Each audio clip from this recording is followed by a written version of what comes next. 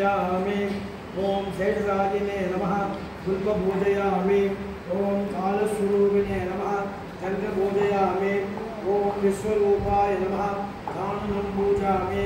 ओम जगन्नाथाय नमः नित्यं पूजयामि। ओम कमलनाभाय नमः नाभिं पूजयामि। ओम जगत्पुच्छिने नमः नित्यं पूजयामि। ओम लक्ष्मीवरवक्षस्थले नमः वक्षस्थलं पूजयामि। ओम शंकराचार्यगस्ताय नमः हस्तानां पूजयामि। ओम चतुर्पादवे नमः बाहुबलं पूजयामि। ओम श्रीकण्ठाय नमः। ओम सनातनाय नमः। ओम वसुदेवात्मजाय नमः। ओम दुर्गाय नमः। ओम लीलामानुष्यविग्रहाय नमः। ओम श्रीवत्सगोत्तराय नमः। ओम यशोदावत्सलाय नमः।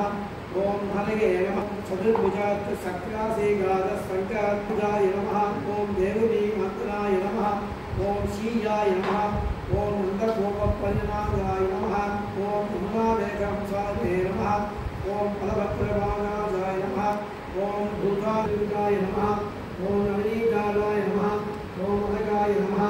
ओम नवनीतवानाय नमः। ओम नन्दप्रदाय नमः। ओम सहस्रशेषाय नमः। ओम त्रियम्मुक्तिने नमः। ओम मधुरान्वितये नमः। ओम हृदावदयन्ते नमः। ओम गोविन्दाय नमः। ओम योगिनां पदये नमः। ओम वत्सनावताराय नमः। ओम अनन्ताय नमः। ओम धेनुकासरपञ्चनाय नमः। ओम त्रिने नमः। ओम परात्पराय नमः। ओम अनाविरमङ्गलपद्माचमत्प्रमाणे शिष्यसायने नमः। ओम नमः। ओम सुरभ्ये नमः। ओम परमात्मिकाय नमः। ओम वासवे नमः। ओम पद्मलाय नमः। ओम पद्माय नमः। ओम सुधये नमः। ओम स्वाहाय नमः। ओम सुधाय नमः। ओम धन्याय नमः। ओम विरण्मये नमः। ओम लक्ष्मी नमः। ओम नित्यपुष्टाय नमः। ओम विभवये नमः। ओम आदित्ये नमः। ओम तिथ्ये नमः। ओम दीप्ताय नमः। ओम सुंदराय ओम अनकाय नमः। ओम हरिवल्लभाय नमः। ओम अशोकाय नमः। ओम अमृताय नमः। ओम दीप्ताय नमः। ओम लोकविनाशाय नमः। ओम धर्मनिलयाय नमः। ओम करुणाय नमः। ओम लोकमात्रे नमः। ओम पद्मप्रियाय नमः। ओम पद्म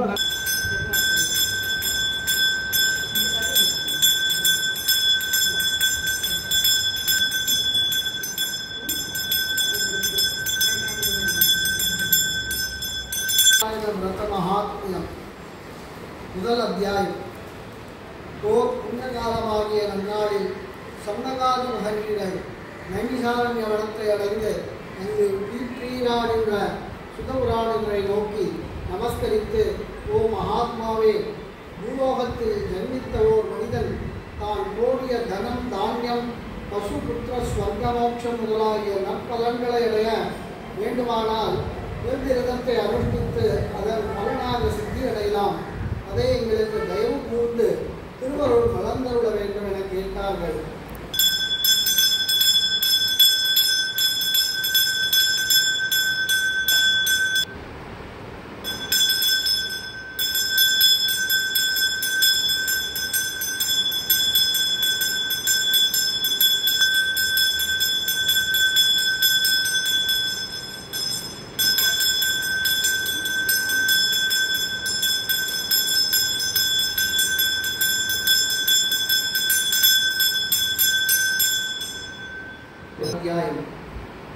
இன்னும் சுதபுராணிகள் ரிஷிகணங்களை நோக்கி, ஓ ரிஷீஸ்வரர்களே, மேற்சொல்லிய விரதத்தை முன்பு எவரால் அனுஷ்டிக்கப்பட்டதோ அதை சொல்லுகிறேன் கேளுங்கள் என்று சொல்ல ஆரம்பித்தனர். மாதம் மும்மாறி பெய்து நாடெங்கும் செழித்தோங்கி ரமணீயமானதாகிய காசிப்பட்டணத்தில் விசேஷ தரித்திரவானாகிய ஓர் பிராமணன் இருந்தான். அன்றுக் கொண்டு பட்டணத்தில் தனவந்தர்கள் உண்டான இடத்தில் விறகுகளை விற்க 2 பங்கு அதிகமாய் பணம் சம்பாதிக்கப்பட்டவனாய் மிக சந்தோஷம் அடைந்து அப்பொருள்களை கொண்டு வாழைப்பழம், சர்க்கரை, நெய், பால், தயிர், தேன், கோதுமை மாவு முதலீடுகளை வாங்கிக் கொண்டு தனது வீடு சேர்ந்து அன்று தனது பந்து மித்திரர்களுடன் கூடி சத்யநாராயண விரதத்தை அனுஷ்டித்து முடித்தான். அவ்விரத மகாத்மியத்தால்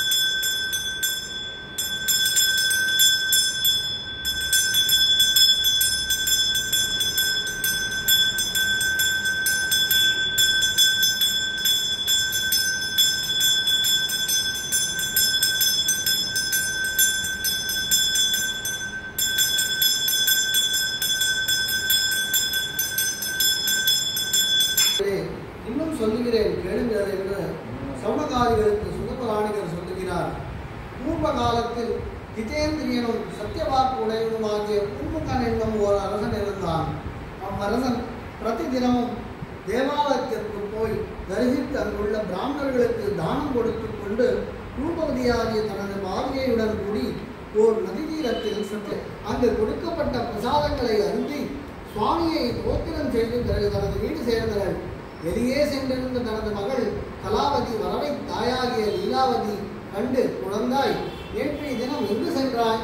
உன் மனதில் என்ன எண்ணினாய் என்று கேட்க, கலாவதி, அம்மணி, என்னை ஈண்டெடுத்த தாயே, பசியின் கொடுமை பொறுக்காமல் எங்கேயாவது போய் வரலாம் என்று துணிந்து போனேன். அப்படி போகும் வழியில் ஓர் பிராமணர் வீட்டில் கோரிய வரத்தை தரக்கூடிய சத்யநாராயணவரிடம் அனுஷ்டித்துக் கொண்டிருந்தார்கள். அதை நான் தான் சுவாதீனப்படுத்திக் கொண்ட திரவியத்திற்கு 2 பாகம் அதிகமாகவே கொடுத்து, ஐயா வைசிய சிகாமணிகளே, உமது இருப்பிடம் செல்ல அரசனிடம் விடை பெற்று வைசியர்கள் தமது சொந்த நகரை நோக்கி புறப்பட்டார்கள்.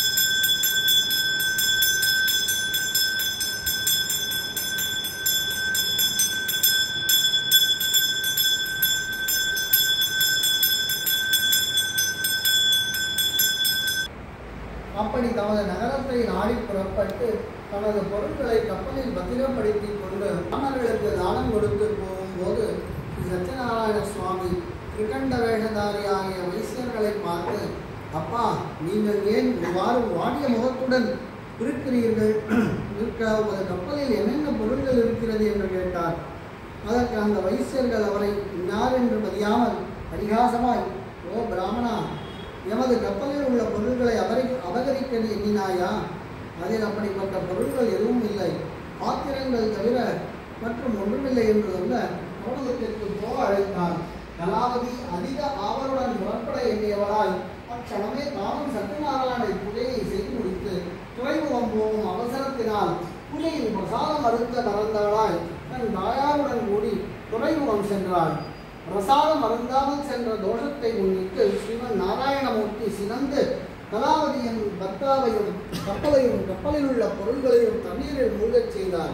துறைமுகம் சென்ற கலாவதி தனது பந்து மித்திரர்களும் கூடி பௌர்ணமியிலும் சங்கராந்தியிலும் இடைவிடாது செய்து கொண்டிருந்து அதனால் இகலோக சுகானுபவங்களை பெற்று பரலோகத்தில் மோட்சமடைந்தனர் என்று சுகர சர்வநாதியருக்கு சொல்லி அருளினார்.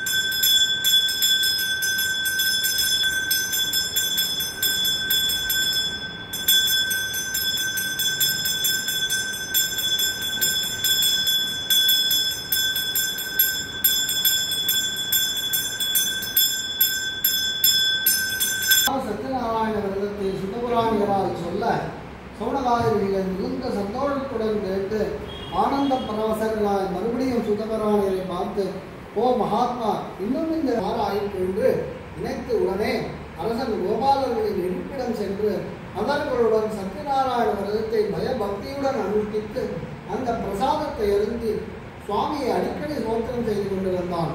அப்படி பக்தி சிரத்தையாய் சுவாமி பூஜையை செய்ததினால்